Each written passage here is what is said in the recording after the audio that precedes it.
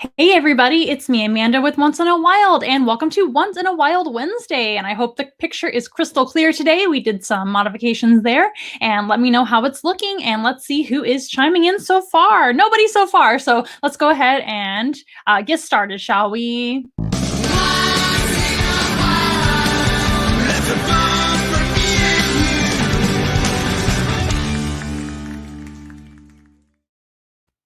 All right. Well, welcome everybody. If you are just joining us for the very first time, my name is Amanda, and this is Once in a Wild. There it is right next to me. Once in a Wild is our mobile zoo. And what does that mean? Well, that means we bring the zoo to you. That could be in person. We are located in San Antonio, Texas. But today we would like to discuss something else, and that is our Zoom room animal encounter. So since we are, of course, located in San Antonio, Texas, and you may not be located in San Antonio, Texas, we do like to offer our services worldwide via the internet. And also, with the times at hand, we want to be very, very safe. And if you are social distancing right now, Zoom room animal encounters are for you. And I do want to discuss that today, as well as introducing you guys to some animals as always. And hello to everybody chiming in so far. Hello, hello. Please feel free to interact with me throughout this program. This is our weekly live stream animal program that we present to you guys and broadcast on Facebook and YouTube. You can watch them on either platform, of course. And feel free to comment down below with your questions or comments to let me know what you're thinking. If you have suggestions for programming, if you have any questions about the animals, of course, and you can ask me animal questions of all types because I have worked with several different animals in my past, actually many, many different animals. I am a former zookeeper as well as animal trainer and all those things. And now I work for myself. I own my own mobile zoo. So that means we bring the zoo to classrooms, to parties, to animal therapy sessions, all kinds of things where animals can make your day better, which is a lot of different choices, right? But I do want to, again, talk about our Zoom capabilities because, of course, the times at hand requires that to be able to be safe, but you can still receive a amazing animal encounter, just like you're seeing right now, right here today. So I do want to bring up a few choice topics having to do with our Zoom rooms. Oops. Having to do with our Zoom room. There it is. Animal encounters. And those are a lot of fun. They're perfect for all sorts of situations, including events and parties, as well as takeovers on companies' Facebook pages and things like that. That's been a lot of fun as well, to have kind of a fun for your employees or an office Zoom room, if you will. Emphasis on zoo, right? And of course, today the broadcast is free of charge. We do have tipping capabilities down below with Venmo, Cash App, as well as PayPal. And you can also tip us on our Amazon wish list, by the way, which is found at onceinawild.com, which is down below.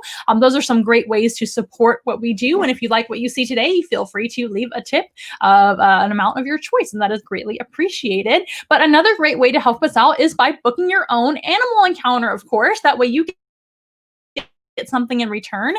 Animal encounters are fantastic, if I do say so myself. It gives you something fun and positive to look forward to.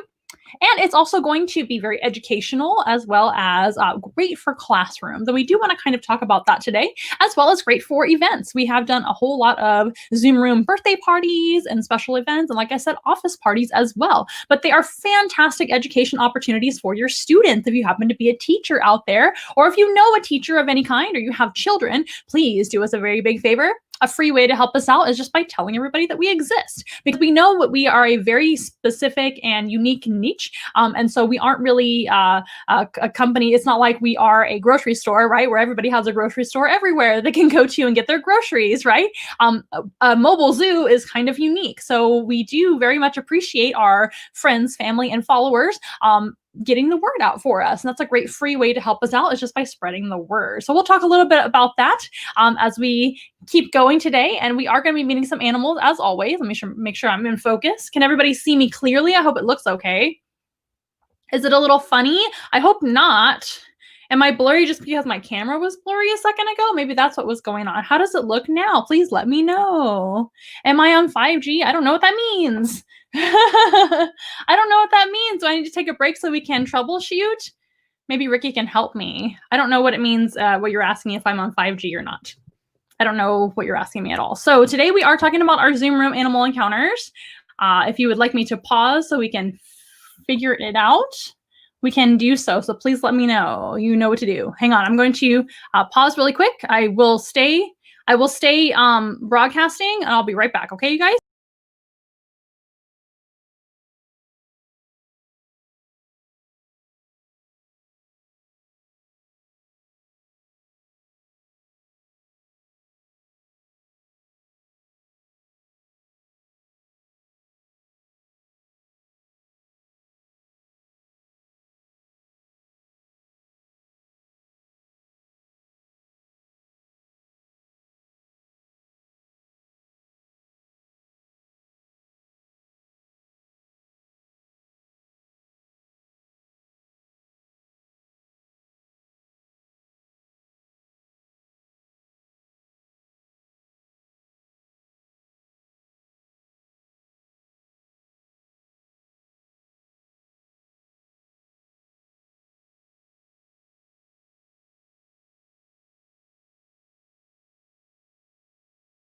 Okay, we've adjusted something and we're going to see if that happens to work. Sorry, you guys.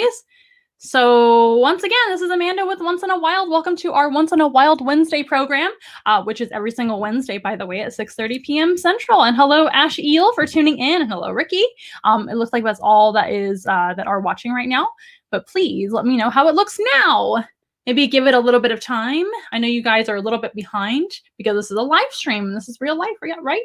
So for those of you that have already experienced our Zoom room animal encounters, another way that you can help us out is by leaving a review as well. But the best thing to do is tell all your teacher friends, tell all the moms out there that have kiddos that are in school as well, especially if they are in virtual school. So a couple things I want to talk about. I'm just gonna pop them up here on the screen for you guys. Let's see here.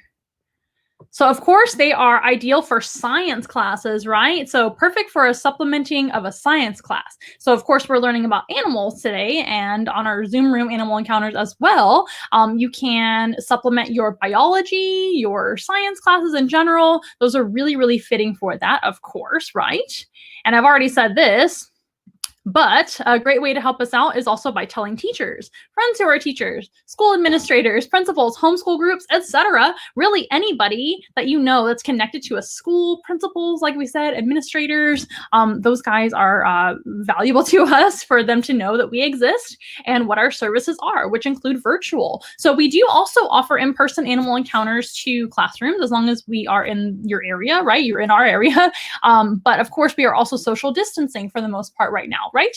We can still do some animal presentations in person. We're wearing masks and being very, very careful and everything like that, and washing our hands, of course, and everything. But the virtual Zoom room animal encounters end up being a really, really great way to kind of substitute that. Looks good now. It's getting better. Okay, hopefully it gets better.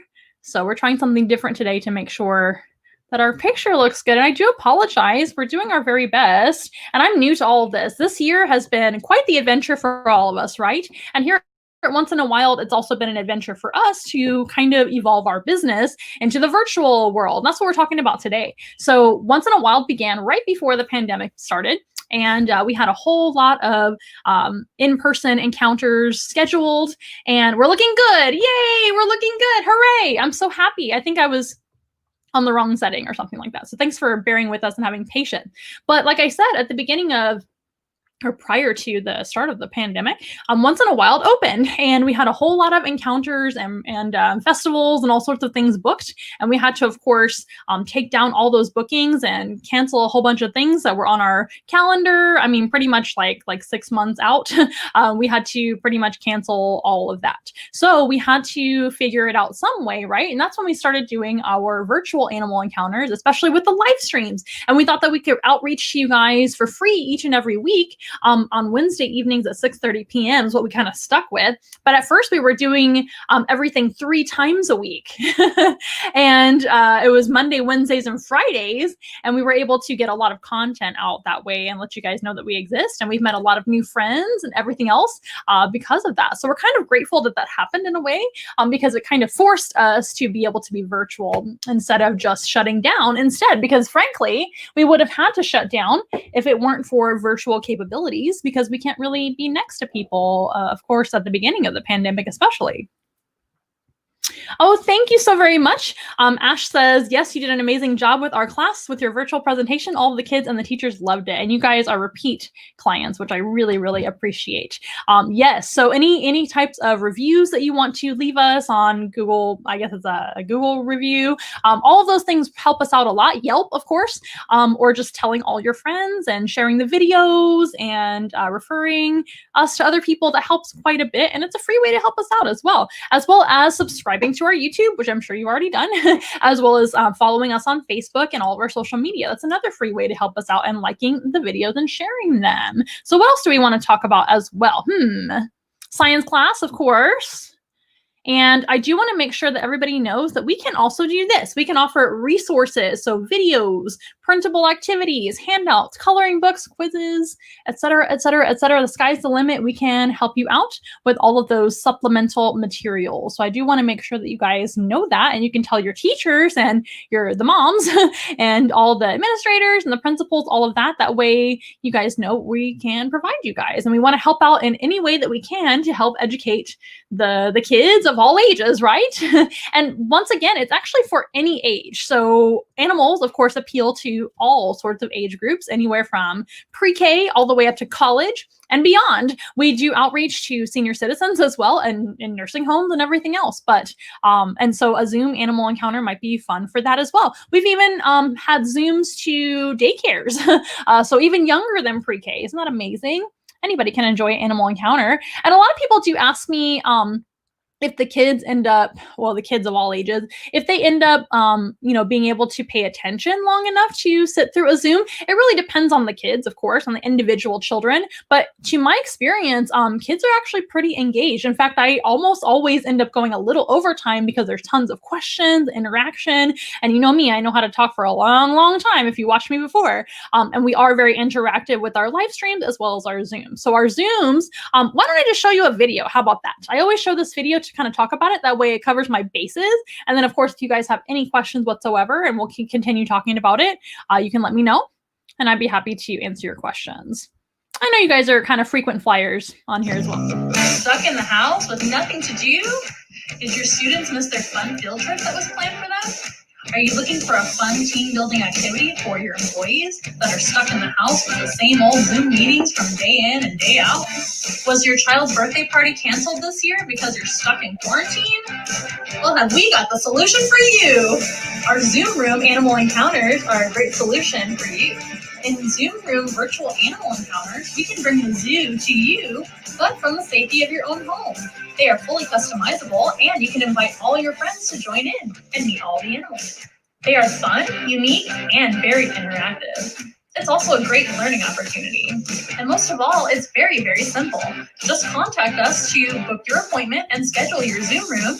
Then select the animals you would like to attend in your Zoom Room animal encounter, and then send the link to all of your friends and family who are invited to the Zoom room that we provide to your email.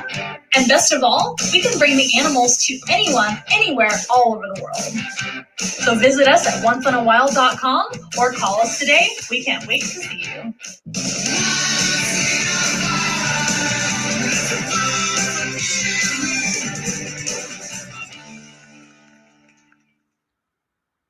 Yeah, so that explains how to book your Zoom room and what they entail. You get to pick the animals, you get to pick the duration of time. We always recommend at least an hour because, again, lots of questions are asked. It's very, very interactive. You get to meet 8 animals in your hour duration with me, and even more if you select more time. And of course, we can do shorter time periods, but almost always they go over time. So I do highly recommend at least an hour to have a meeting with me in a Zoom room to learn all about these amazing animals, and they end up being very, very popular indeed, especially when there are a lot of students. And I do recommend as well, if you happen to be a school administrator or a teacher of any kind or some kind of principal, etc. I guess that's the same thing, right, as administrator, but I just want to cover all my bases. If you're connected to a school in any way, maybe you're a mom, please let the powers that be know that we also offer discount. So I want to emphasize this as well. If you have multiple grades that you oversee, say you're the principal of an elementary or middle school and you have multiple grades that you oversee, if you book several encounters, maybe one for each grade or two for each grade, depending on the size of classes, right? If they're a very, very large class, we do recommend kind of splitting it up. That way the interaction and the experience is better. But we do offer group discounts, like exclamation point. So that way you guys know what we offer. And of course, you can discuss that with us by contacting us via onceinawild.com or our number down below, and we'll get you all the details and get you set up. It's extremely easy. If you've ever used Zoom before, which I'm sure you have by now, we can also jump on other platforms as well. Some other schools use other platforms instead of Zoom. We can definitely accommodate that as well. And I even also provide a recording of the Zoom. That way you can watch it again, or if any of the students actually miss the program, I always try to record it with your permission of the school or of the class, and nobody's ever said no. And I just record them and send them to the teacher who's leading the class or the principal who's leading the class. That way you guys can watch them again if you want to, as many times as you want. And that way the students that maybe happen to miss the class can watch them. So there's a lot of really neat things about the Zooms that I never really, thought of until we started doing them. And we definitely learned by doing them. So I really appreciate all the encouragement. Hey, Clay. Clay and I are collaborating with his YouTube channel, so please follow him and subscribe to his YouTube channel over on the Wild Side with Clay. Do me a favor and give him a subscription as well. Hit subscribe, hit like, hit the bell, hit all the things, and comment and all the things, and share those videos. Look for myself and some of our wonderful animals on the Wild Side with Clay very, very soon. I think that's coming out really, really soon, so get excited.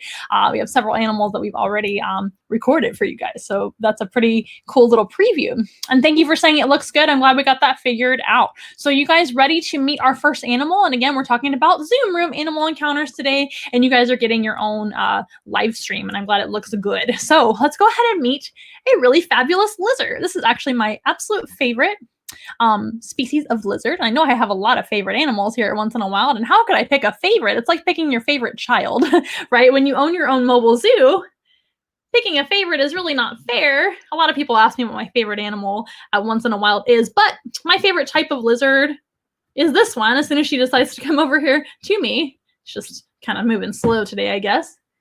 It's this one. This is my favorite species of lizard on the planet. It's actually a Jackson's chameleon. I'm going to adjust her a little bit so you can see her a little better. Here she is. She's a little bit dark right now, but I bet you whatever, she's going to turn light green. Their resting color is light green, and when they're feeling a little bit suspicious, they tend to darken up, and you can see some of the really cool pattern that she has. So she is a Jackson's chameleon, and you may be wondering, where are her horns? If you know much about Jackson's chameleons, you'll know that some of them have horns, and males actually have horns and females do not for this type of Jackson's chameleon. Now, some subspecies of Jackson's chameleon both have the horns, but in this case, this is the Xantholophus Jackson's chameleon, and she's a girl. Her name is Janet, and Janet doesn't have any horns on the front of her face. Male Jackson's chameleons actually do have 3 beautiful horns on the front of their nose there, and she does not. But she's still one of my favorites, even with or without the horns. The species of Jackson's chameleon is my absolute favorite, and the subspecies, again, is known as the Xantholophus. It actually starts with an X. Xantholophus is part of their scientific classification. The Xantholophus Jackson's chameleon actually resides in one little place on Earth, and that is Kenya. I say little. Kenya's not really little, but where they live is a very specific biome, and that's going to be up in the high mountains and high altitudes where the weather is actually cooler than the rest of Kenya, at least most of the time. In general, these guys thrive in a cooler environment and up in the mountains and high altitudes. Isn't that interesting? They're still considered to be a jungle or rainforest type chameleon because they do live in the rainforest. But did you know that rainforests up in the mountains can be cooler and, of course, higher altitude because they're up high? She is just gorgeous. She's showing her beautiful patterns. So chameleons are famous, of course, of all types, are famous for their ability to change color. Did you know, though, that chameleons do not change color to blend into things? Now, they might have a natural pattern, which kind of looks like maybe like a Rorschach ink blot test right now in her case.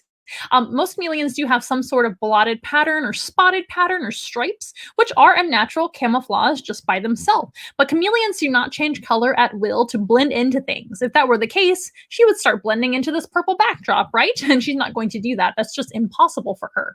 This species of chameleon can turn green and brown, and that's about it. They can't turn purple. They can't turn orange. They can't turn pink. None of those things. And they can't turn any other colors except for green and brown. But they do change colors for sure, and they are very famous for doing so. Now, the reason that they change color most of the time is to communicate. They communicate with us in this case because she's letting us know that she's a little bit suspicious of her surroundings because this isn't her normal surroundings. She normally lives in her house behind the scenes, a habitat behind the scenes, which has a lot of plants in it.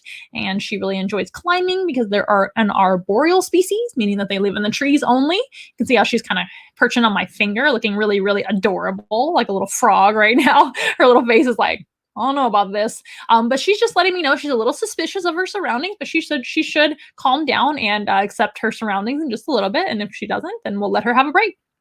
But anyway, these guys do change color to communicate with one another. They're not a social animal, but if they see one another in their native habitat, they will try to let the other one know that they are not happy that they see them, to get out of my territory, to move away, get away from me. Or if it's during like breeding time, they might flash some beautiful patterns and colors to impress their lady friends or impress their male friends. And that could be another communication, of course. Another reason that chameleons in general do change color is going to be to thermoregulate. So since she's a reptile, as a lizard, naturally, she's a reptile, right? And reptiles are what we call, let me think, ectothermic. They're ectothermic or cold-blooded, right? That's what the normal kind of everyday term for that is cold-blooded. But properly, it's known as ectothermic, and we're endothermic as a warm-blooded animal. A human, right? Mammals, we're endothermic. We have our own body temperature. Ectothermic creatures like reptiles, like this chameleon here, they don't have their own body temperature. So she has to thermoregulate on her own. She has to make that happen. So if she feels a little bit too cold, she might turn all the way dark brown. Like you can see how half her body is kind of dark greenish brown now. If she were extremely cold, she would turn really dark to be able to absorb more light and sun in the daytime anyway. And if she were feeling really, really hot, too hot, she would turn totally light green to be able to reflect the sun's rays. That's another reason that they might change color. So communication and like I said, thermoregulation as well. And that goes for most lizards too. But chameleons are really, really, really demonstrative in their abilities to change color. That just means that they show it more, right? And how they change color is going to be their chromatophores. So us humans, as well as other animals all over the world, are covered in pores. And some animals, like humans, we sweat from our pores. So instead of pores, they have chromatophores, which are kind of like pores for a chameleon. I guess she's going to just go to sleep. Goodness gracious, she's gonna shut her eyes and pretend this is all a dream, I guess. Janet. So anyway, these guys do have pore-like structures in their skin, which are kind of like holes, and they can expand and contract to be able to give the illusion of color change. And most chameleons also have iridophores, especially like panther chameleons and those guys. I believe all species of chameleons actually have iridophores, but iridophores especially show all kinds of different colors like blues and purples and all sorts of pretty colors like our panther chameleons have. Are you gonna make it? You need to wake up. She's like, I'm just gonna pretend like this is all a dream. Oh, okay. She's gonna wake up now. Okay. You need to wake up so you can be on the program and everybody can see your cute eyes. So chameleons do have that color change ability and very famous for doing so. But again, they're not going to do that just to blend into stuff. That is just not true. Now you're going to be on the move, and that is fine. Maybe we'll adjust you on my other hand here so everybody can see you a little better. And so my hand can get a little bit of a rest. Chameleons are also famous for, of course, climbing trees. They're very good climbers, and they are an arboreal lizard. She looks so cute right here. So they have special hands and feet, which are mitten-like. They are fused together in a certain way that helps them to just grip onto tree branches and things very easily, and very strong as well. They have strong grips. They don't have sticky toes like a gecko or something like that. They just have the ability to grip very easily. And they have just as many toes and fingers, I guess, as any other lizard does, which is 5 on each little paw there, if you will. Each little foot or hand has 5 toes, but their toes are fused together with 2 together and with 3 together on the inside. So on the inside, she's got 3 together, and on the outside, she's got 2 together. And I guess on the opposite, on her foot, it's going to be opposite. So 3 on the outside and 2 on the inside. Did you know that? Isn't that cool? So they have really, really strong feet and hands for climbing and just kind of being able to crawl up tree branches and things. They've also got a really handy tail, which is an arboreal limb as well, arboreal type limb. It's a prehensile tail. So that prehensile tail is curling up right now, but it can actually be used as a 5th limb to be able to help them climb very, very easily, just like a monkey's tail. Most species of monkeys have some sort of prehensile tail, especially like spider monkeys and capuchin monkeys. They have really prehensile tails, just like a chameleon, and they can hold their entire body weight up just with their tail if they really want to. And of course, they can use it to grip onto tree branches for stability and to be able to use it as a 5th limb. Isn't that amazing? Hey, Viviana, nice to see you. It's okay if you're late. We were figuring out technical difficulties at the beginning, so it's all good. And thank you for saying if we are all right. Yes, we are. We are doing fine. I hope you are all right as well. All right. It's been kind of cold here in San Antonio, and I know all over the place it's been snowing and crazy weather. Again, this animal is used to cold weather, but we don't keep her outside, so she didn't have to worry about any of that. But Jackson's chameleons are from the mountains of Kenya, so they do prefer cooler weather than most other lizards do, which makes them very special. Another thing that makes Jackson's chameleons very, very special. Wow, I can't talk today. Special as well. I'm special today. I can't even talk. These guys can also kind of bypass a certain thing that most lizards do when they reproduce. So Jackson's chameleons will come together for breeding, just like any other lizard. They will mate together. And males, again, have the horns on the end of their nose. They have 3 horns, like a triceratops. They're really cool. And the males will actually, the prettier the horns, the more likely he is to get a girlfriend and look really special for her and beautiful and impress her. But he can also spar with other males, just like deer and other animals like that are known to spar with their antlers. Male Jackson's chameleons can actually spar with their horns as well. Now, they don't necessarily hurt one another that way. It's more for impressing the ladies and maybe to kind of scare the other Jackson's chameleons out of his territory so he can have more chances of having more lady friends. And the more, the merrier in his mind. So he is fighting for the ladies, for territory, all of those things. But it's not really a fight. It's more of a sparring. So after they come together for mating, after the courtship phase of the, looking at his beautiful horns, looking at his gorgeous colors and the patterns and things that he shows off for her. And then if he spars with another male, she might think that he's really, really strong and maybe a good dad to her babies. They would come together for mating, and then she would become gravid, which is the special word we use for lizard pregnancies and all reptile pregnancies. We use the term gravid instead of pregnant. She'll become gravid, and after a period of time, she will actually give live birth to her babies. Did you know that Jackson's chameleons do not lay eggs? Most chameleon species actually do lay eggs, and there are a few, including the Jackson's chameleon, that actually do not lay eggs. They're what's known as ovoviviparous, which is a really fun science word, and that essentially means that she is going to have eggs inside of her body. And if you think about it, most of us come from eggs anyway inside of a body. But they will have technically eggs inside their body, but they kind of bypass the whole laying of the eggs step, and they hang on to the eggs for a little longer. They incubate inside of their own bellies, and then they will proceed to give live birth once those babies kind of hatch out inside the mother in a soft egg, if you will. So that is called ovoviviparous. Now, viviparous is what we are as humans. We just come out live.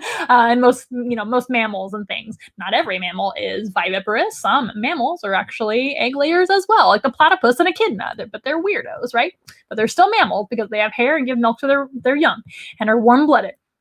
But this amazing lizard, the Jackson's chameleon, one of my favorite things about them, like I said, is they give live birth, known as ovoviviparous. Isn't that amazing? So, to answer your question, they do not lay any. They lay 0 eggs.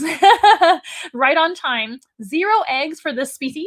Now, our other chameleons, the panther chameleons, do lay eggs, and they can lay a bunch of eggs, I believe.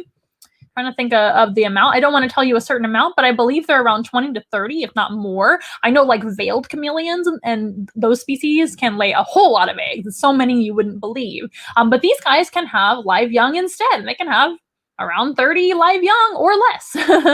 They have a lot of babies in a litter for sure. It's called a litter or a brood of babies when they have them and they just come out live. And let me tell you, they are not going to stick around with mom either just because they are live born or ovoviviparous. Mom does not take care of them whatsoever. She actually just has them. She kind of goes into like a zone or a trance when she has them, and that is to the baby's benefit. Have you ever seen like the old episodes of The Crocodile Hunter with Steve Irwin, and they're actually collecting crocodile eggs or turtle eggs or tortoises or even snake eggs? Most reptiles will kind of go into like a trance when they start having their babies, whether it be eggs or live babies.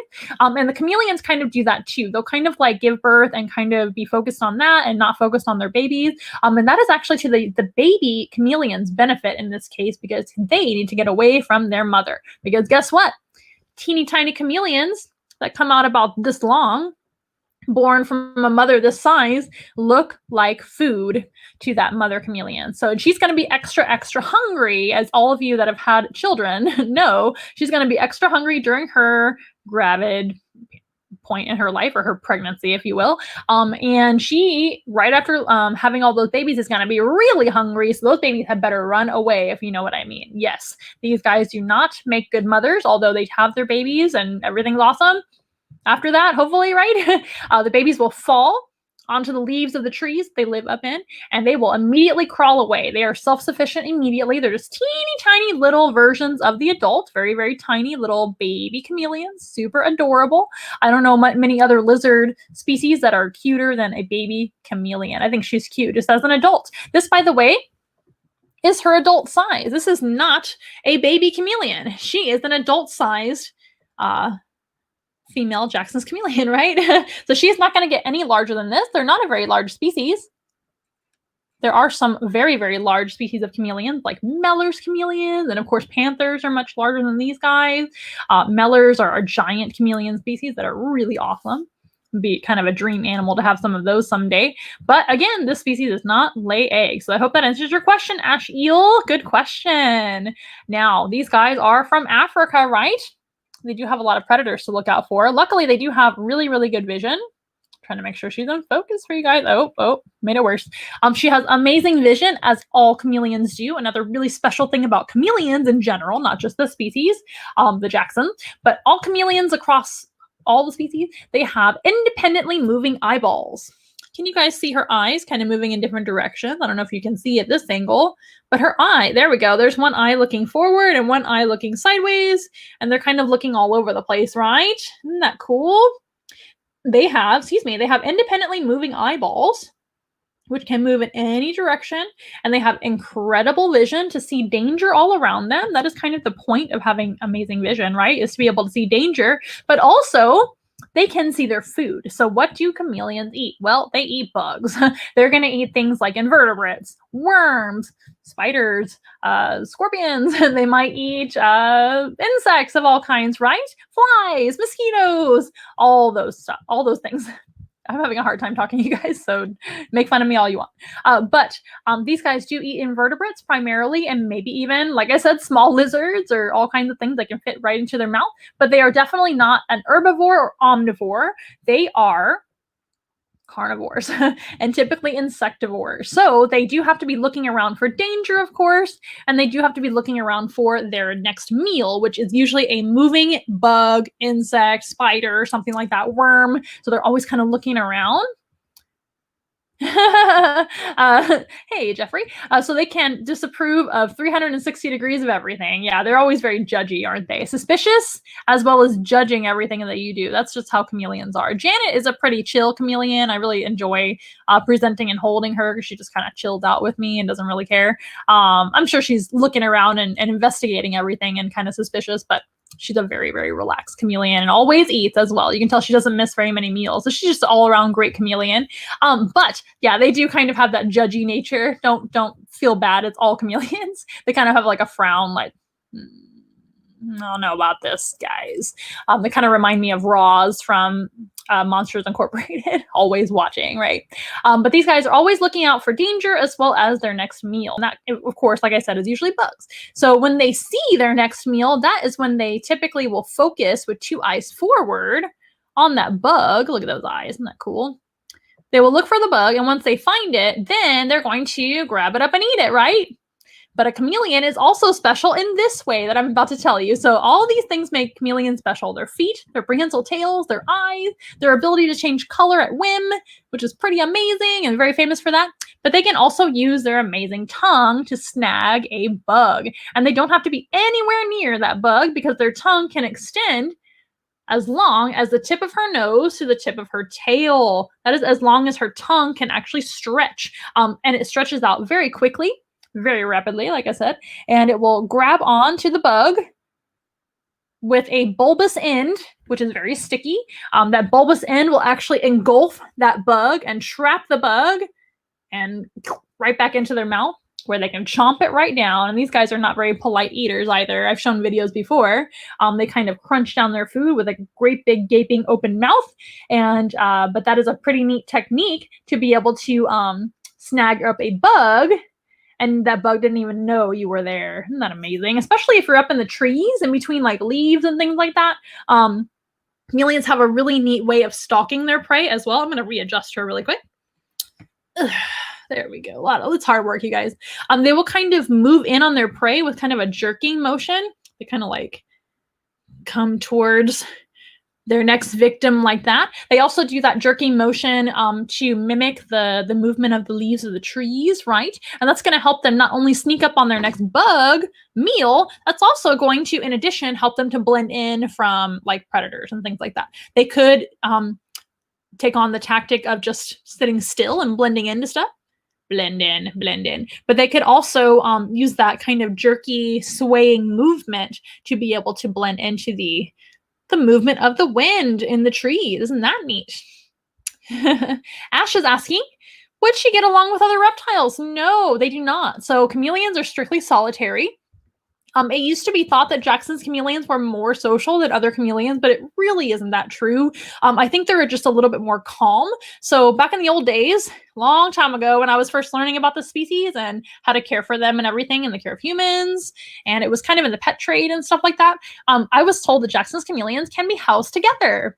Please don't do that. That is not true. These guys do not do well together, just like any chameleon species. They don't want to be with each other. In fact, they will fight.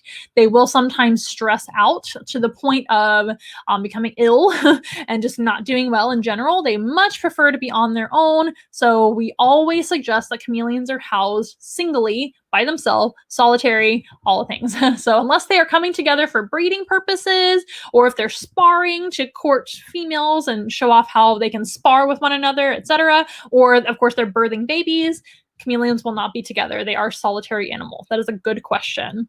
So we don't recommend keeping chameleons together. In fact, most reptile species should be kept singly by themselves to avoid any issues of fighting or stress. And chameleons do stress out quite easily. They are kind of fragile lizards in general. I find that Jackson's chameleons are probably the least fragile of all the chameleon species. That's partially why I love them so much, because they're a little bit easier, in my opinion. I feel like my hand is in a weird spot to care for. So they're just a little bit more mellow, laid back. They don't stress out as easily, and they're great for programs and things. You saw she's lightening up, especially on this side. If you see the other side, she's getting a lot lighter, which tells me she's more relaxed, which is a good thing. This is also kind of past her bedtime because they are a daytime or diurnal species. So please have patience with her, and we'll put her away in just a little bit. Nowadays it gets dark so very early, so I'm sure she's ready to go to bed.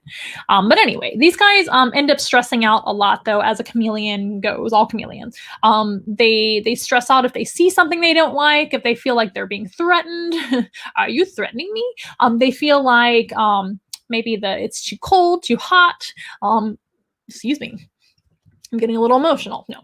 If there's too much something in the air that's making them sick. These guys are very, very fragile. There's so many reasons, other than the ones I'm listing, more, that they do not really make a good pet. I don't really recommend chameleons to beginners or really anyone unless you have done a ton of research and just know what you're getting yourself into. It is absolutely imperative that you have a chameleon vet on standby at all times so that you can take your chameleon into the vet if they present any issues. Now, when I say issues, those can be very subtle things that can be very serious as soon as the next day. Chameleons are kind of like birds. If you know much about birds, maybe you don't, but I'll tell you, they don't really show signs of poor health until it's too late, unfortunately. So you have to know kind of what to look for before that step happens. So things like sleeping too much during the day, that can be a sign of illness. Shutting their eyes too much, not getting enough moisture, so they are becoming, a little bit dried out. Trying to think of other things.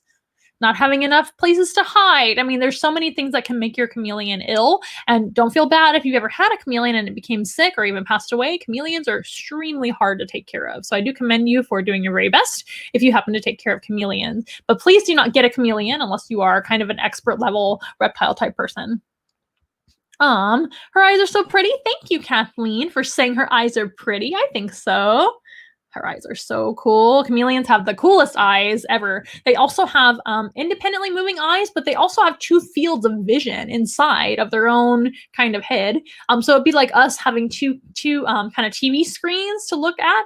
And then when we're focused on something, two can come together and kind of look like one screen. Isn't that incredible? So they can basically see like two people at once. It's amazing. And they do see full color.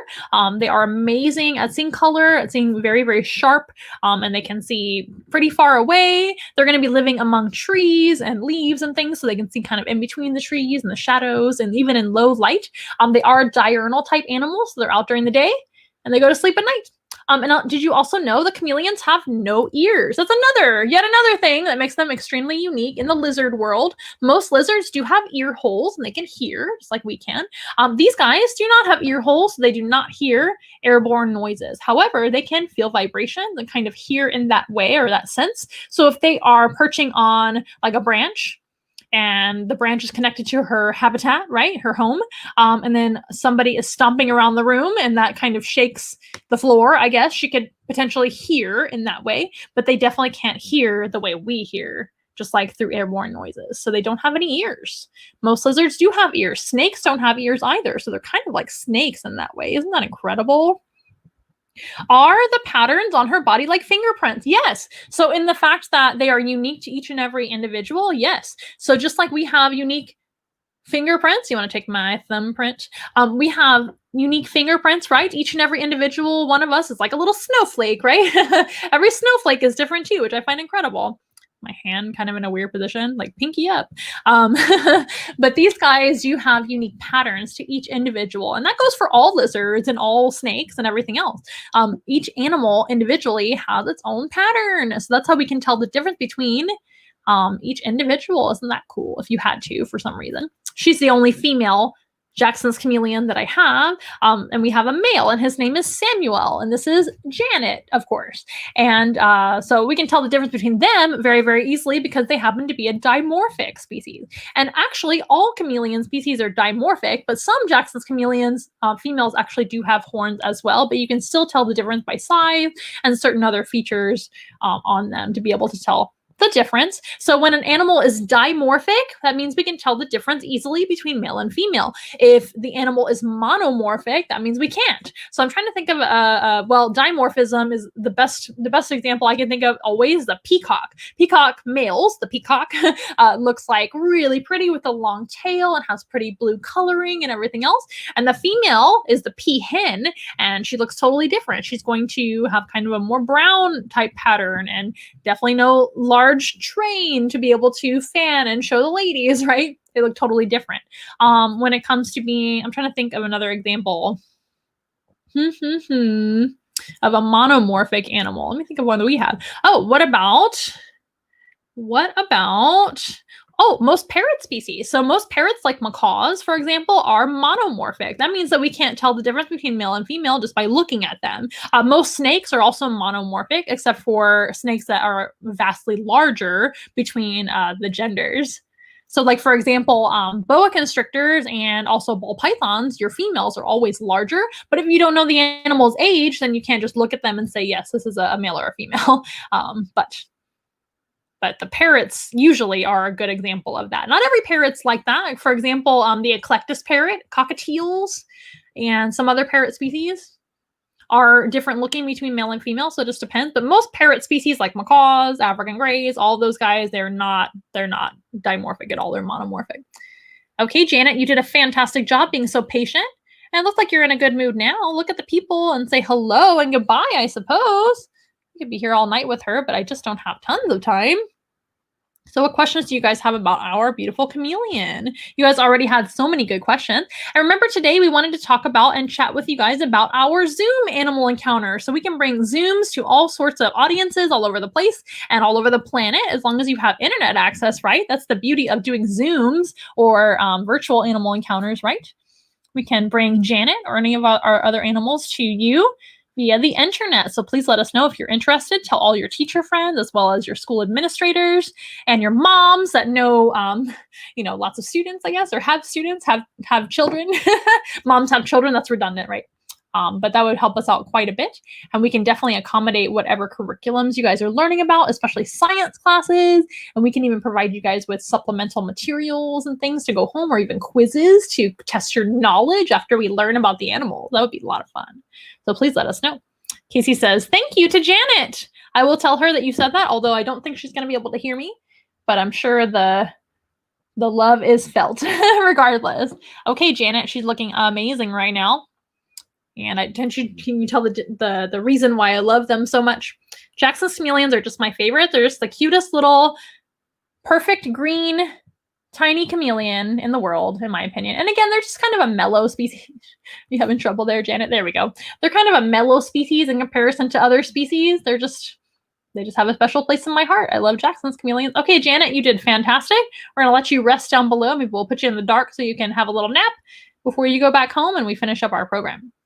What do you say we meet another animal right now? Okay, Janet, hang out on your branch right here. Janet is in her travel enclosure, of course, just like all of our animals hang out in when they're traveling or in virtual encounters. And let me do something really fast. You guys are so wonderful and patient. There we go. And let's see what you guys have to say. How long do chameleons live? That is a great question. That is my least favorite fact about chameleons. Chameleons are the shortest lived lizards on the planet. So most lizard species live quite a long time, but chameleons in general don't live very long. For Jackson's chameleons, males and females live about the same amount of time. And that's going to be anywhere from 5 to around 8 years old. Record breakers out there have lived as closer to 10, and that is possible, but that almost never happens. I've been told 7 or 8 is a good, long, old, elderly life for a Jackson's chameleon. And the reason that males and females live to be around the same age is because these guys do not have egg issues because they don't lay eggs, right? So other species of chameleons like panthers and veiled chameleons and all sorts of chameleons that lay eggs, a lot of times the females live about half the lifespan of the male. So male, say panther chameleons can live anywhere from 5 to maybe 8. Around there, maybe a little longer if they really push it, but that's really, really hard for them to live very much longer. But female panther chameleons live to be usually around 2 or 3 maximum. And that's typically because they either have egg binding issues where they have eggs inside their body and they can't pass them for some reason. They have issues there, or just laying the eggs in general is a big toll on their bodies. So luckily for Jackson's chameleons, again, one of my favorite things about them is they give live birth. They're ovoviviparous, so they don't have egg binding issues because they don't have eggs, and they don't typically have just that toll taken on their body as much as egg-laying chameleons, which is a good thing for them. But in general, no, they don't live very long, which is very unfortunate, right? I'm gonna get a little drink really quick. I'm gonna make sure I'm back in focus. Aha, there we are. We can also talk about our Once in a Wild stickers, which are available at onceinaWilds.com. I love putting them on my purple Yeti, which is, I think, really, really cute together, right? So you guys can get your own stickers at onceinawild.com as well as other merch if you want to. How old is Janet? She's a little over a year old, so she's still very young. We hope to have her a long time. But chameleons, again, are very fragile animals. If you don't know what you're doing, or you do know what you're doing, chameleons can get sick very easily. They're extremely fragile. I call them the flowers of the lizard world. They're kind of like here today and sometimes not the next day. And that is just the way, unfortunately, chameleons are. As much as we love them and want to be protective over them and take the best care of them, sometimes they just get sick, and that is very, very hard. But that's part of animal keeping, right? But that's why I always encourage you guys to do your animal research before adopting any sort of critter into your life, whether it be for a classroom pet or your own pet or anything at all. Animal encounters like I do. We always do our research to make sure it's the right fit for us, as well as the right fit for the animal, as well as we are ready for all the needs of the animal. And chameleons have a lot of special needs. They're very special animals and they're wonderful and we love them, but they also have very, very specific needs. You have to get extremely high quality lights for them that are specifically designed to give them the right UV lighting, and they need that for their bodies to process their food, and or they need that natural light. Of course, you can raise them outside if you have the right temperatures, but most people don't have, unless you guys are down in Florida, you guys have good weather all year round for lizards in general. Chameleons, I guess, and iguanas and all those guys. But anyway, if you don't live somewhere like that, then you have to keep them indoors with special lighting. They need proper humidity. They need showers twice a day. They have to have live bugs to eat and proper supplements to keep them healthy. There's so much to learn. If they get sick, you have to get them medicine from a very, very experienced chameleon veterinarian. So it's a lot of work. They are amazing animals, but they are a lot of work.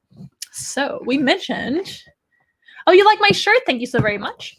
Everybody saying bye to Janet. Sorry, I misunderstood your question. I already answered your question. Very good.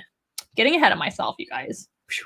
So we mentioned that chameleons eat invertebrates, right? So I thought I would bring an invertebrate, but don't worry, they're not going to mingle. So this invertebrate is not in any danger of being harmed by Janet.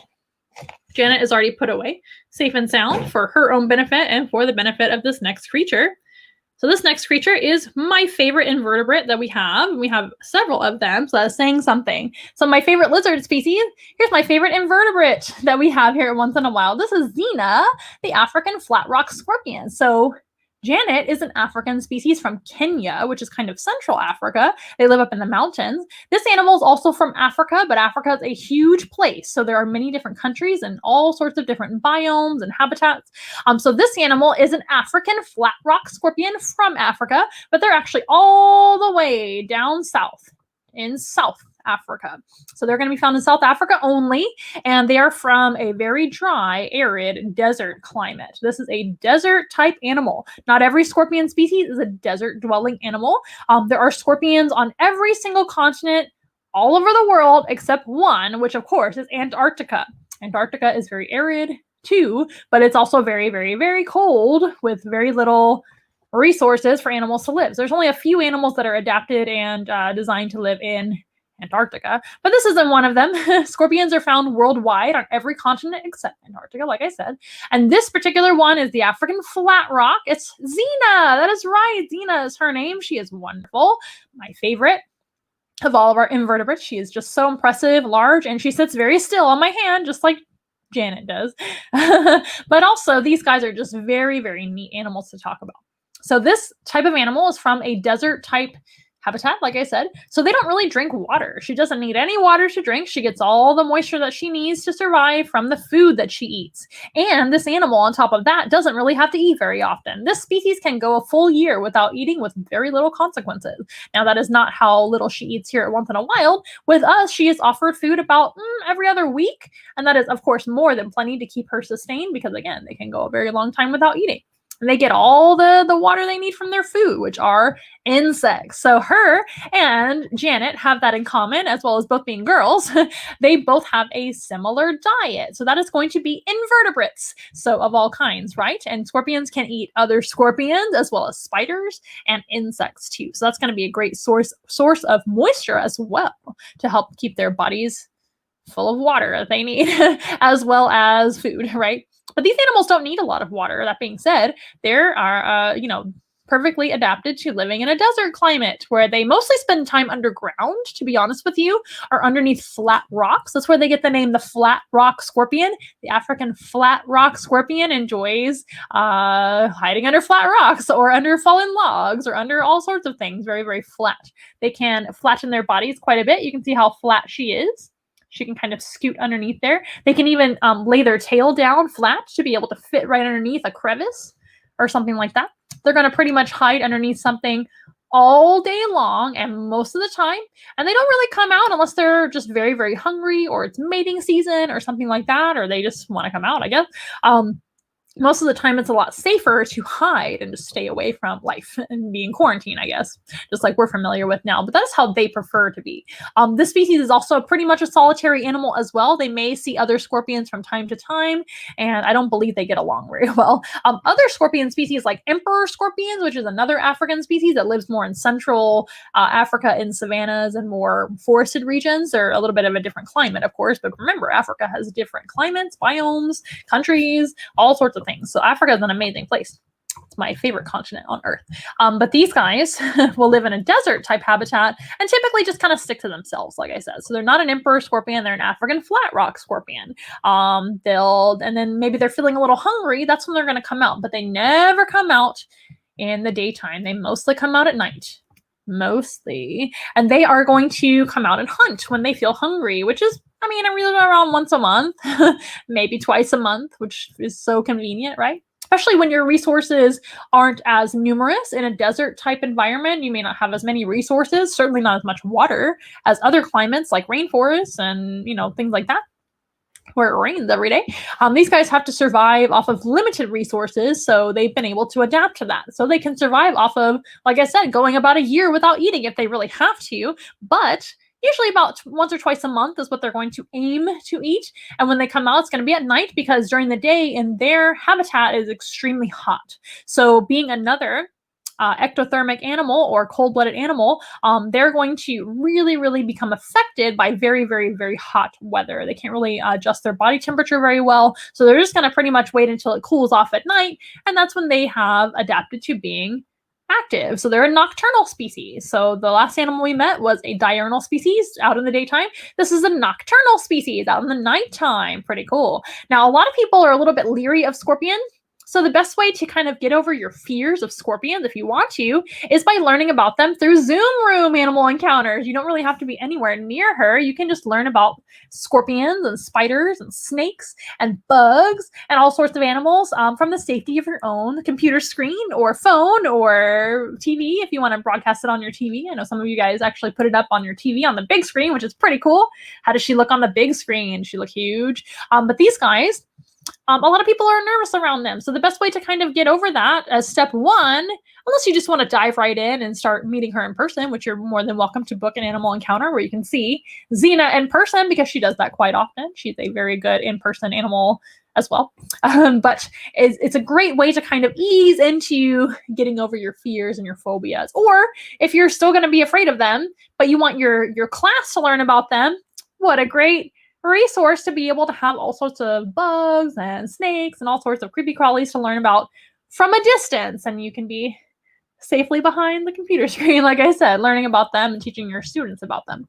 But these guys are important animals to learn about. And I know a lot of science classes teach all about invertebrates, insects, and arachnids like scorpions, right? So a scorpion is not an insect. They are invertebrates, which means they don't have any bones. Invertebrate literally means no backbone, but these guys have 0 bones whatsoever. So instead, they have a hard exoskeleton, which is a replacement for bones, right? But if you ask me, these guys were first. So maybe we're the weird ones with an internal skeleton. They have an exoskeleton that protects their whole body. They're similar to like a lobster or a crab or all sorts of other invertebrates. There's so many different invertebrates out there that are not insects. So what about octopus? And what about all sorts of animals, right? Spiders. Those are all similar, but not insects. So insects actually have 3 body parts, 6 legs, and antenna. These guys have 2 main body parts, which are the cephalothorax and the abdomen. And they also have 8 legs that walk, 8 walking legs, if you will, and 2 arm-like appendages, right? So that is an arachnid. Arachnids have 8 legs, 2 arms, and 2 body parts. So animals like scorpions, spiders, and ticks are good examples of arachnids. So what does a scorpion have for arms? They have great big giant claws, but we call those pedipalps. Pedipalps is the proper word for arm-like appendages of an arachnid. So that could be a spider or a tick as well, but a scorpion has my favorite set of pedipalps or arms, and those are these amazing claws. The claws are actually very powerful in this species, and the tail, or the metasoma, which is the proper word for the tail in this animal, that is going to be where well, in this species, it's very small. She may have a long tail, but it's pretty slender. And the telson, which is where the venom is stored right there. See if you can see it. Well, ooh, we almost got it. There we go. Wow, look at that. Phew, did I get it? Did I get it? There we go. So the telson is kind of that little ball on the end of or teardrop-shaped organ on the end of the tail, or metasoma, right? Don't move, Amanda. It's perfectly in focus. So the telson is on the end of the metasoma, and on the end of the telson is a stinger. So the telson has the venom. The stinger delivers the venom. So this, indeed, is a venomous animal. But luckily for me, her claws are powerful, and her tail is not. Her tail is slender. That means this species has very little venom. In fact, they rarely use their venom for much of anything, except for maybe a little bit of a defensive move. They might just sting to scare away, They scare away predators and things like that, enemies. But they don't use their venom for hunting. But that's good for us because scorpions that use their venom for hunting purposes, or to pre-digest their food, or to immobilize their food, those are the scorpions you want to worry about because they have a lot more potency to their venom, or more toxicity. So this species, very little toxicity. I have been stung by her before, and I'm still here today. I'm just fine. It barely feels like anything. It feels like a scratch. It's nothing. The only reason that she stung me that one time, fun story, I didn't know that she was gravid. Remember, the word gravid means pregnant. I didn't know that she was pregnant with child, if you will. And she was quite cranky before delivering and after delivering. So that is why she stung me that time. We didn't know that she was going to have children, and she ended up having 39 children that time. So that was pretty cool. But these guys do have very, very little potency to their venom. They don't really use their venom for much of anything, like I said, so I don't have to worry about her stinging me. If she did sting me, I'd be perfectly fine. I probably wouldn't even feel much. It doesn't feel like hardly anything. But her claws is how she actually takes down prey in this species. She's going to grab onto food with her claws and crunch down just like a lobster does, and then they will start to eat like that. And they have, their mouth is kind of like two little claws as well. They have a very, very small set of mouth claws on their face there, and we call those chelicerae. And the chelicerae will help crunch down her food when she grabs it like a sandwich, and then she draws it in for eating. And then she will proceed to salivate and drool all over her food. Salivate and drool is the same thing, but they will drool all over their food while they crunch it down with their two little mouth claws, which are called chelicerae. And then they proceed to digest their food. Pretty neat. But in this species, again, they don't use their venom to immobilize their prey. If she were, let's pretend that she is a scorpion with a fat tail and lots of venom. The claws would probably be much more slender. Say like a death stalker scorpion. Those guys are really, really venomous. They will grab on with their very slender claws and sting immediately with their fat tail, and then they will pump venom into that bug that they're going to eat, or whatever they're going to eat, right? And then that venom will start taking effect very, very quickly, immobilize or paralyze, right, that food so it doesn't, continue to move or try to get away. And then eventually it will also break down that food as well. This species doesn't really need venom to break down their food. They just use all that spit and saliva. Spit and saliva is the same thing.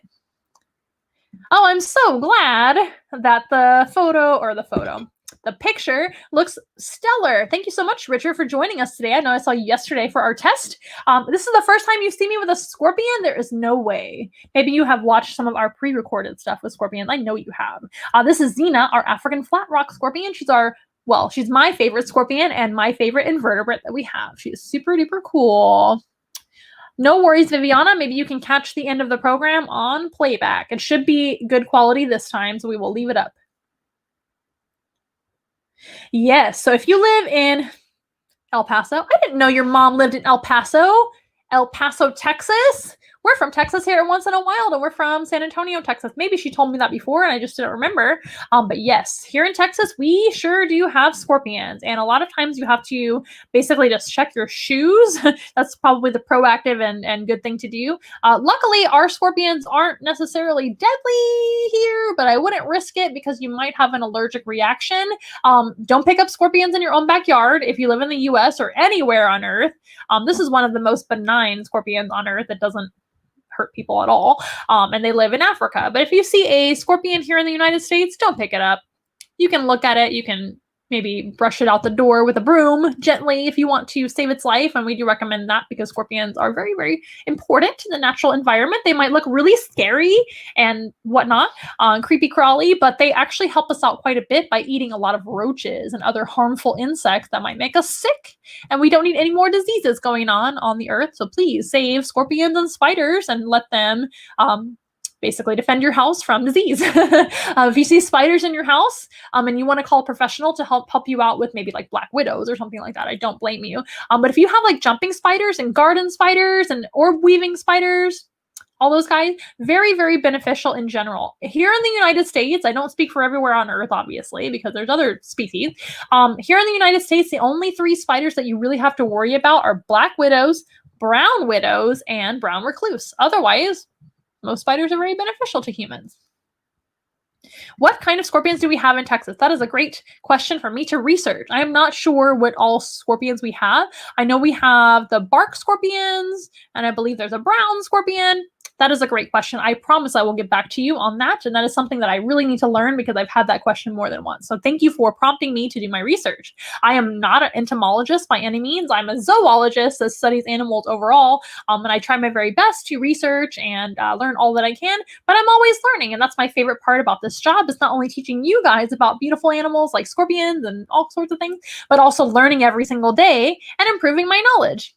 So thank you very much for prompting me there. I will find out. But I do recommend leaving them alone because they can definitely produce much more of a sting or venom reaction to a human than the flat rock scorpion. These guys are completely harmless. In fact, the bigger the scorpion, the better as a species, because that tells you they don't really need a whole lot of venom to take down prey.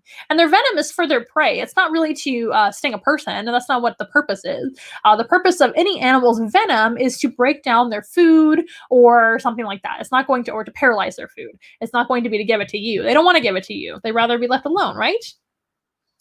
Richard says, this is the biggest scorpion I've ever seen. Wow, either that or you just have a really small hands. Well, let me show you. She is a pretty large scorpion. You can see. Maybe I should give you something for reference. Well, maybe not. But, oh, here we go. Here's my hand sanitizer. This is a standard bottle of hand sanitizer. And you can see how large the scorpion is. That is a big scorpion.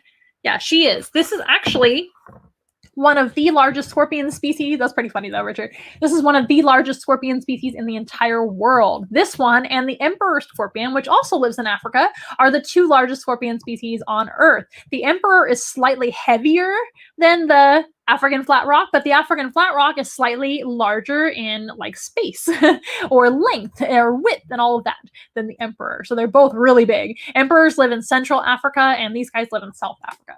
Pretty cool. And I just love her. I love how she just kind of sits still. African flat rocks are known to just kind of chill and hide away or kind of just sit still and be beautiful. And emperor scorpions tend to move around a lot. We have another video not too long ago where we show 2 of our emperor scorpions crawling around like maniacs on my hand.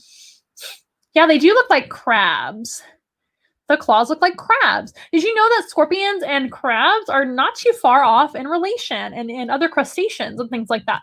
So scorpions are a pretty ancient type animal. They go way far back before humans. Ancient time, before the dinosaurs, all of that. And scorpions also glow under a black light. Did you know that? So if we were to be in the dark in here, maybe I'll show it on a video someday. I keep meaning to get a black light so we can show you this. But if you turn off the lights and you glow a black light, like maybe outside, you can find scorpions. But if we were to shine it over Xena here, she would also glow. And they have special properties in their skin that actually glow under a black light. And scientists are trying to learn why.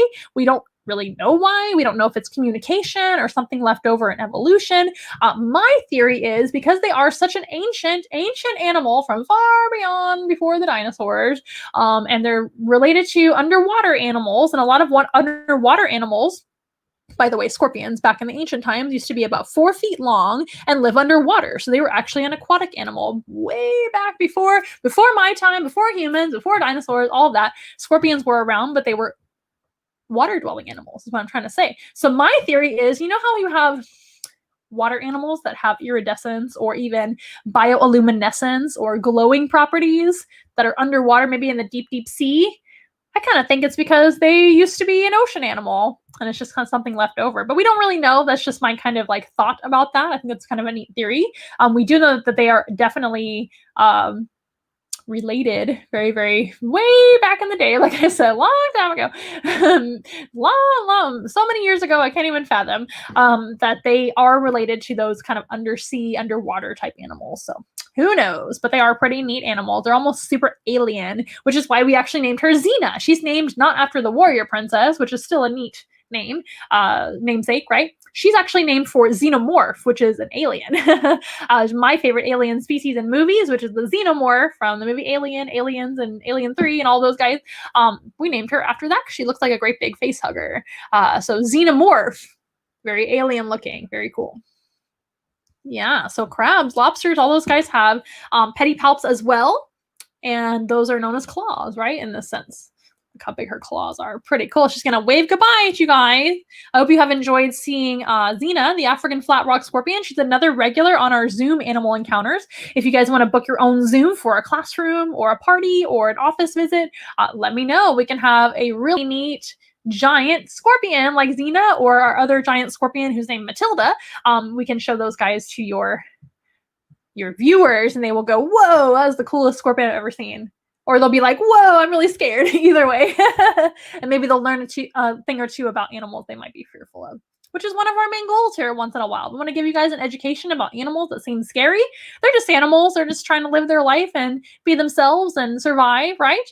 And scorpions were here long before we were, and they exist all over the planet except for Antarctica, so they need to be respected for the ancient animals that they are, right? Everybody loves dinosaurs. Well, most people love dinosaurs, but not everybody loves scorpions, which I find very interesting. So goodbye, Xena. We're going to let you rest.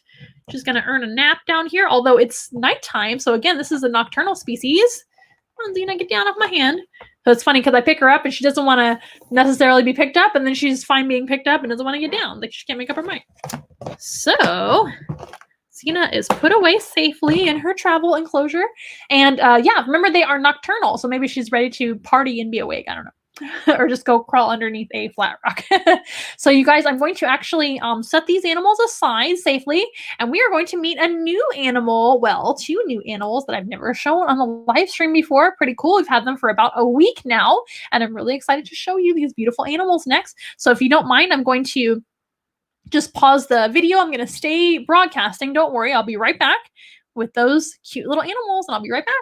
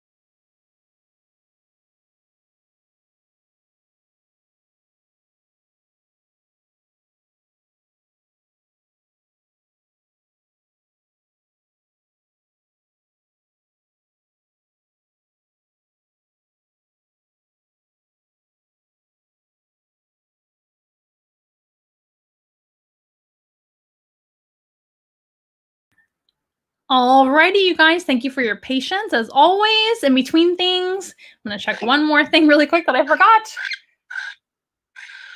And we'll be all set for our next animal. There we go. Sometimes we have our camera turn off, and I don't want that to happen. So, can you guys hear our next animal guess? So we have two new animals, and they happen to be birds. And you guys know how much we love birds. They're making an awful lot of racket right now. Let's pick them up so we can show you. You guys know how much we love cockatiels around here once in a while. So we love them so much. And now we have some more cockatiels. Are you excited? So we have two baby cockatiels here. They're kind of getting their balance because they are so very young. Don't fall, baby, don't fall. So the reason they're making that loud noise is because they are begging for food. These guys are just baby cockatiels. Let's get them more adjusted here so they don't fall down. They don't have the ability to fly or anything like that. They're kind of getting their balance and learning what's what. Maybe we pick up one at a time. So cute, right? You guys know Pikachu, right? We love Pikachu so very much that we have 2 more of the same color. The color is yellow, or Lutino is the proper name for the coloration. Let me get her adjusted here. So this here is Dandelion, and she is a baby cockatiel. She kind of looks like an Archaeopteryx right now, which is a type of kind of dinosaur type animal to me, crawling around. Getting her bearings. These guys don't know how to perch yet. They don't know how to fly. She is less than 4 weeks old. I almost said 2 weeks old, but she's less than 4 weeks old at this point. And she's the same color as Pikachu, the Lutino cockatiel. Very, very light yellow with orange cheeks. Isn't she adorable? You can see how new her crest of feathers is. It's kind of like spikes. Those are just feathers, but they're brand new and growing like that. And these guys are being hand-fed by us here at Once in a Wild, and they're going to be very, very sweet little baby cockatiels. And they already are, and we already love them so very much. Let me show you the other one. Now, we do believe that they are both girls like Pikachu, but we're not 100% sure until we get a DNA result on them, because this animal, they're very hard to tell the gender. I'm being awfully noisy. So this is Sunflower. We have Sunflower and Dandelion. Do you like their names? So we're going to call them Sunny and Dandy for short. But this is Sunflower. Sunflower is just a teeny little bit older than Dandelion. So you can see that Sunflower has a little more feathers. These guys grow very, very fast, right? So that is actually a baby noise for a cockatiel. I know it sounds really loud, but it's really not that loud. It kind of sounds like a whisper.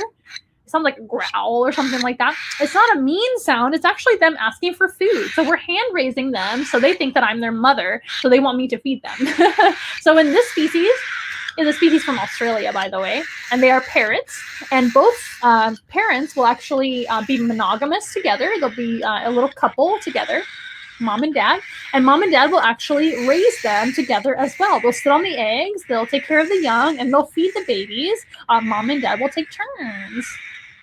So cute. Thank you very much. The babies. I know. They're so chatty right now. Oh my goodness. You can see there's food all over their faces. It's kind of a mess when you have baby birds, and eventually they learn how to clean themselves up. Because I can't do everything for them, right? Birds do need to learn how to preen their feathers and keep their feathers up to stay healthy and happy. And they are still learning how to do that. And they certainly do love each other. I just don't want to hold them together right now because they might fall. Yeah, so this would be, so Dandy and Sunny. Yeah, and Sunny. Dandelion and Sunflower are their names, or Dandy and Sunny for short. Why not? They're my favorite as well. So Casey says, I had cockatiels growing up. They're your favorite. They're my favorite as well. They're my favorite birds to actually keep. I think they are such great personable birds. Now, when you have a pet bird, that is also a lot of work. We talked about how the chameleons are a lot of work and very special needs and all of that. Cockatiels are the same way. They have very, very specific special needs, and I'm talking about birds in general as well, not just cockatiels. But cockatiels end up being a pretty laid-back type bird with families and things like that, and end up being a very popular pet bird for sure. Cockatiels are the second most popular pet bird in the world, next to budgies, which are a small parakeet as well. So did you know that the cockatiel is actually technically a parakeet too? A lot of people call budgies parakeets, but you're not technically wrong. You're just not being very specific, because budgies are a type of parakeet, but there are many different types of parakeets. That just means a small parrot species, essentially. So parakeets can be cockatiels too, or cockatiels can be parakeets, I should say. Isn't she cute? I'm getting so distracted by how cute they are and making sure that they're okay. And I forget what I'm saying. How long can they live? That's a good question. So these guys are only about 4 weeks old. They're going to be 4 weeks on Friday. And they can live into their mid-20s or more. I believe the record holder of the longest lived cockatiel was in its early 30s. So it can happen. But typically they're going to live into their 20s at the oldest. So 20s, maybe to mid-20s. And some don't make it quite as that long because, of course, of illnesses or genetics and things like that. Lots of things can occur with birds as well as chameleons, health-wise. So it's always really important to have a veterinarian that you trust. that can help you with your birds if they become ill or have an injury or anything like that.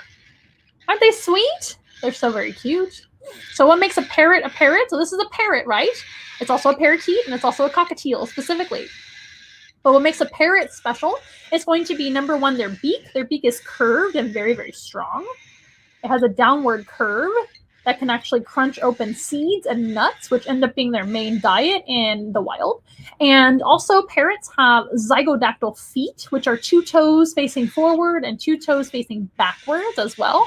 And that gives them a very, very strong grip to be able to perch high up in trees, as well as climbing all over the place when they're climbing trees. Since their beak is also very, very strong, they can use their beak to climb too. So they kind of use their face and beak to climb as well as their feet. Some parrot species as well use their feet like a hand to be able to lift up a piece of food and bring it up to their mouth and eat it that way, just like you pick up a piece of food with your hand and eat it that way. Cockatiels don't tend to do that very often for some reason, but many parrot species like macaws and African greys and Amazons use their zygodactyl feet to eat with. There's her feet. Like little feet hands. Now we will let you know what the genders end up being. We're pretty sure they're girls, but we are going to do a DNA test. For this species, well, other species, especially when babies, it's really hard to tell. But our best guess is female right now. What we're going to do is send off some feather samples to be able to send off for a DNA test, and that will tell us 100% what gender we have. But we're hoping for girls since we love Pikachu so much, right? And Evie, by the way, is doing just fine. He's coming along with his training too. Maybe we'll have Evie on next week, or maybe for a small encounter. We had Evie on Instagram Live not too long ago. If you want to check that out, Evie is doing a lot better with his training too. Richard asks, can cockatiels talk? Male cockatiels can talk a lot better than females. Females end up being pretty quiet birds in general. I know this one down here is growling and asking for food and doing baby talk. But when they become mature, females end up being pretty quiet. They will flock call, which is like a tweet to one another and to the humans that are caring for them to find one another and things like that. And they will whistle a little bit, but they don't really make a whole lot of other sound, which is actually really nice. I kind of prefer females that way.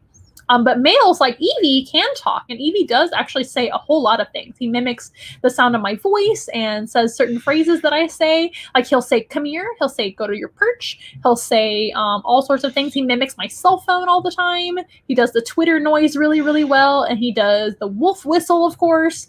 And he mimics all sorts of little noises. He is very, very good at mimicking. And they can talk a little bit. They're not known for their talking abilities. For example, like the African gray or the Amazon, those guys are really good talkers. But cockatiels, not so much. They're more whistlers in general, but they can mimic a little bit. That is a good question. Ash asks, how old do they need to be to fly? So they're going to be flying before you know it. So in another month, they're probably going to be expert flyers. These guys are only under 4 weeks, and they're already flapping their wings around like crazy, trying to practice. They can't fly yet, but their wings are pretty much fully feathered. And before you know it, they will start practicing flying. Now, when they're practicing, you kind of have to give them safe space to do so because they might run into things. So we have to make sure that they're okay. But typically they will be pretty good flyers at about 3 months old. Isn't that amazing? Let's see. Oh, Kathleen is asking, I guess you saw my video that I posted. What did you feed them in the syringe in the video? Maybe next time I will show that video on the live stream because I forgot to prepare it for you guys. But those of you that saw that, or if you just want to hear about it now, when they are being hand-raised, parrots have to be fed a formula type diet. So in nature, they're going to be fed by their parents, and that is going to come from regurgitated food. So parents will essentially throw up in their baby's mouths, yum, and that will be kind of like their baby food. In the care of humans, when we hand raise them, and the reason that we do that is so that they will be very, very used to people. So if you have a cockatiel that is not hand raised, they will likely not be able to work with people like we need them to be able to do, right? We need them to be very relaxed. And they honestly don't really have as good of a life, in my opinion, because they end up being a lot more scared of people. So hand raising is a really, really good method to tame your cockatiels, right? As long as you know what you're doing. And I don't recommend doing that if you don't know what you're doing. But we do feed them a formula, which is kind of like a powder mixed with water, and it has to be very warm for them. It's around 104 to 105 degrees is what we feed it at, because that is what body temperature mom and dad would actually be. So they're very hot temperature. And when it is fed to them, it is anywhere range from 103 to 105 is fine, but we try to aim for that 104 to 105 mark. Pretty hot, right? You wouldn't think of that. So we do, of course, mix it properly. We make sure the temperature is correct, sanitize all the tools. But it's a parrot formula, is what you're seeing me feed them from a syringe. If you saw that video, pretty neat. Thank you for asking.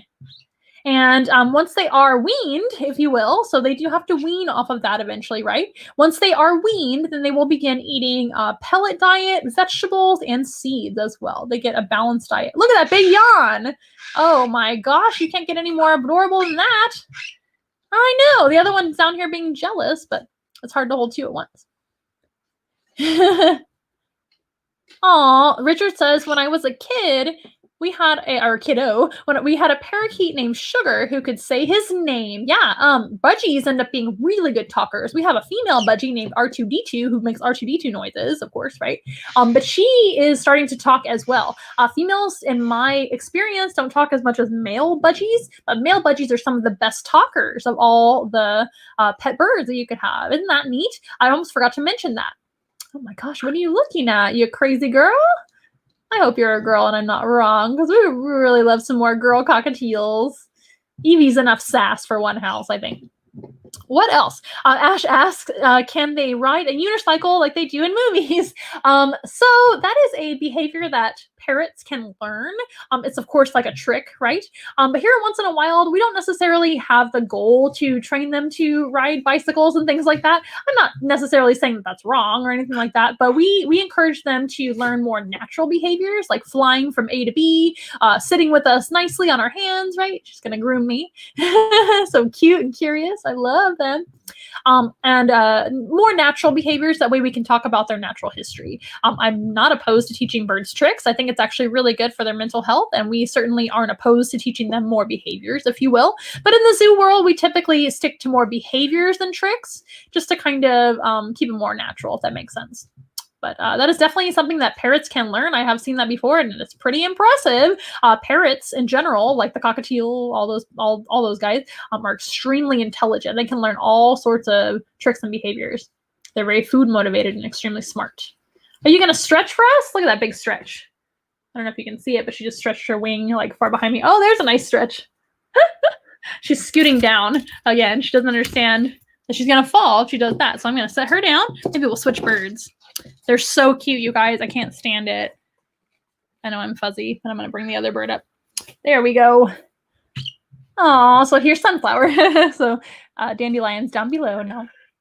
So what you saw Dandelion doing was just stretching and kind of moving backwards, but I didn't want her to fall, of course. So they're still getting their skills of perching and balancing up, and now Dandelion's going to groom me too. So super cute. Richard says, you think Sunny is a boy and Dandy is a girl? So it's going to be Dandy, not Danny, like Game of Thrones. But maybe we'll see. I do not know. So I think they're both girls, but we will see very shortly. And even if we don't DNA test, which I am going to plan on doing, even if we don't get a DNA, you can actually tell pretty quickly by their behaviors. Girls and boys do act a lot different. At least if you are experienced and you know what to look for, I guess. Ash asks, do cockatiels like mirrors? Yes, they do. Male cockatiels especially like mirrors, but one tip that I like to give parrot owners is to not let them have mirrors all the time. You could maybe let them look in a mirror every once in a while under supervision, but they tend to actually become obsessed with their own reflection, and that's not good for their mental health. So it's actually not a good idea to put a mirror in their enclosure or cage, because they become way too focused on that kind of fake mate, and then that never kind of amounts to anything, and it makes them very, very, I would imagine sad, but also confused. You guys, where did you go? I'll be back, I promise. You guys, I'll be right back.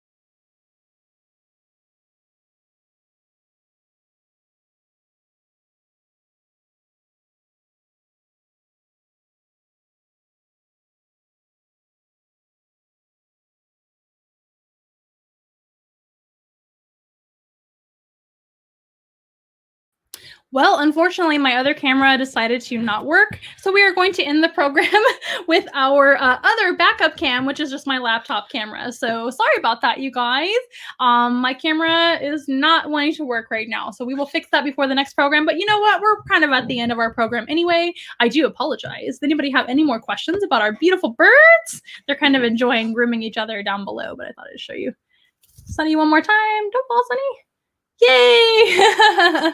So with that being said, we will go ahead and say goodbye since I need to figure out what's going on with my camera, but we have been on for a long time tonight, so I think it's just time anyway. So again, we are emphasizing our Zoom room animal encounter, so let's go ahead and I'm going to encourage you guys to tell all your teacher friends, all the students that you know, all the moms about our Zoom rooms, which are perfect for supplementing science and biology and all sorts of zoology classes and things like that. And we hope that you've enjoyed the program tonight. I'm sorry I have to go back to the old school camera, but I guess you get what you get when this is real life. But we hope you have enjoyed our program. We hope to see you next week here every single Wednesday at 6:30 p.m. Central Time. We hope you have a great week until then. If you like what you see here and you want to donate to our mobile zoo and help out Dandy and Sunny to thrive and do well, and you want to help us out, or you just like what you see, you can always donate, which is Venmo and Cash App at Once in a Wild, as well as PayPal at Once in a Wild. And we also, of course, have our Amazon wish list, which is found at onceinawild.com. We really appreciate you guys coming out, and no, thank you very much. Thank you for your patience with all of our crazy technical difficulties. I promise we'll figure it out before long, and I'm sure there's always going to be the next thing to to figure out. So thank you for bearing with us. And we shall see you next time here at Once in a Wild. I promise. We are nothing close to ordinary, but we love to be your friend. Hold our hands and let's have fun together, singing as loud as you can. Everybody singing Once in a Wild. Together. Once in a Wild. I want to hear you say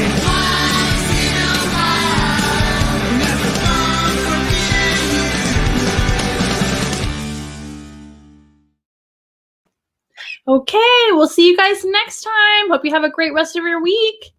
And you're very, very welcome. No, thank you. We'll enjoy seeing you next week as well. Bye, guys.